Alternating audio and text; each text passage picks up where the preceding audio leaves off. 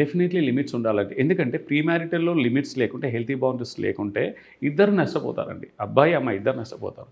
Example, వాళ్ళు ఫిజికల్గా connect అయి ఉన్నారనుకో, లివింగ్ రిలేషన్షిప్లో ఉన్నారనుకో, రేపొద్దున చిన్న మనస్పర్ధ వచ్చినా వాళ్ళు విడిపోవడానికి ఛాన్సెస్ ఎక్కువ, పెళ్లి చేసుకోరు వాళ్ళు.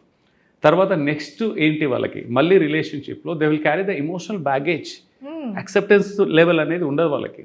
ఒకప్పుడు మాయని గాయాలు, ఎమోషనల్గా భావోద్వేగంగా ఉన్న ఫిజికల్ ఇంజురీస్ మారుతాయండి, but emotional wounds, mental wounds ఏవైతే ఉంటాయో అవి చాలా కష్టం మారడానికి.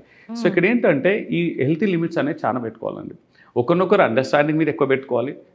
నాట్ క్లోజ్, ఫిజికల్గా అంత క్లోజ్ అవ్వాల్సిన అవసరం లేదండి. మిగతా చాలా ఉన్నాయి. Physical intimacy is just 5% in life అండి. మ్యారీడ్ లైఫ్లో దట్స్ 95%. Focus on that. మిగతా అన్నిట్లలో చూడండి, బట్ హెల్తీ బౌండరీస్ ఆర్ చాలా ఇంపార్టెంట్. అంతేకాదు, ప్రీ మ్యారిటల్లో అటాచ్మెంట్ కూడా చాలా డీపర్ లెవెల్ ఉండొద్దండి.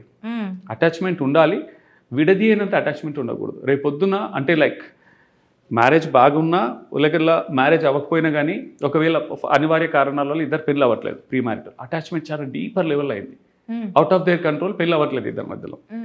వాళ్ళ పెద్దలు బలవంతంగా పెళ్లి చేస్తారు, లేదా వీళ్ళు కూడా మనసు మారి పెళ్లి చేసుకుంటారు. ఇక్కడ సఫర్ అయ్యేది ఎవరు?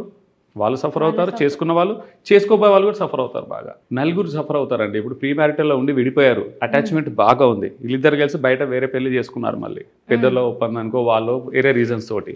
ఇక్కడ వీళ్ళిద్దరు బాగుంటారు, ఆ ఇమోషనల్ బ్యాగేజ్ క్యారీ చేస్తుంటారు, అన్ని వూన్స్ అనేది వెళ్ళేసి వాళ్ళ కాపురాలలో. అబ్బాయి పెళ్లి చేసుకున్నాక అక్కడ అమ్మాయి నలుగురు సఫర్ అవుతారు.